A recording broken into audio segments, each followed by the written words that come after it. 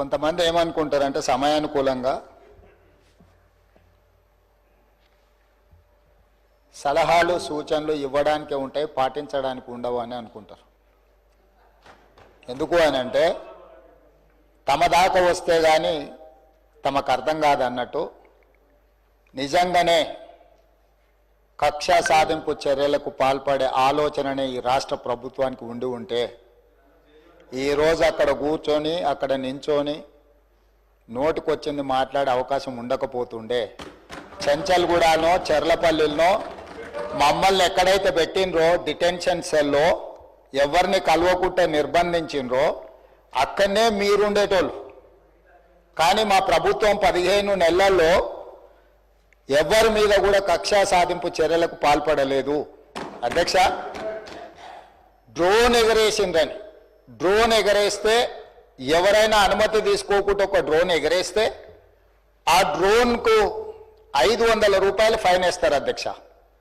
కానీ పార్లమెంట్ సభ్యుడిగా Congress party working ప్రెసిడెంట్గా నన్ను అరెస్టు చేసి జైలుకు పంపించి మామూలుగా దానికి 500 రూపాయల ఫైన్ ఉంటే బిలో 7 ఇయర్స్ ఉంటే రిమాండ్కే పంపరు, పోలీస్ స్టేషన్ బెయిల్ ఇవ్వాలి.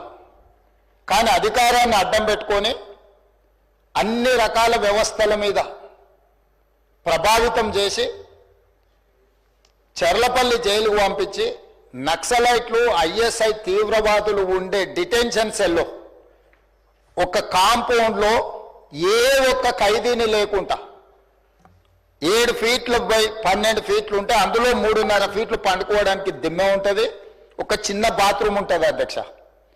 16 రోజులు డిటెన్షన్ సెల్లో ఒక మనిషిని చూడకుండా నన్ను నిర్బంధించిన ఆ కోపాన్ని దిగమింగుకొని రాష్ట్ర ప్రయోజనాల కోసం ఈరోజు పనిచేస్తున్నా అధ్యక్ష. రాత్రిపూట పడుకోవడానికి లైట్ బంద్ చేయకుండా ట్యూబ్ లైట్లు ఆన్లో పెడితే అది ఓపెన్ ఎయిర్ జైలు. ఇంతింతలో బల్లులు 7 ఫీట్లలో 3.5 ఫీట్లు దిమ్మ ఉంటే దిమ్మ మీద పడుకుంటే ఇంకొక 3.5 ఫీట్లు గ్యాప్ ఉంటుంది. లైట్లు బంద్ చేయకుండా లైట్లు ఓపెన్ పెడితే అధ్యక్ష ఇంతింతలో బల్లులు 20-30 పైన ట్యూబ్ లైట్ ముందు పురుగులు తిరుగుతుంటే అది ఓపెన్ ఎయిర్ జైలు కాబట్టి పురుగులు వస్తే పురుగులను తినడానికి బల్లులు పరిగెత్తుతుంటే ఏ ఒక్క రోజు రాత్రి కూడా పడుకోకుండా మేల్కతో కూర్చున్న అధ్యక్ష. బయట కానిస్టేబుల్ లైట్ బంద్ చేయ పడుకుంటా అంటే లేదు సార్ పైనుంచి ఆదేశాలు ఉన్నాయి, ఆ ట్యూబ్ లైట్లు బంద్ చేస్తే మీరు పడుకుంటారు కాబట్టి ట్యూబ్ లైట్లు ఆన్లోనే పెట్టమని. ఆ ట్యూబ్ లైట్ స్విచ్ బయట ఉంటుంది అధ్యక్ష, లోపల ఉండదు. ఆ చిన్న బాత్రూమ్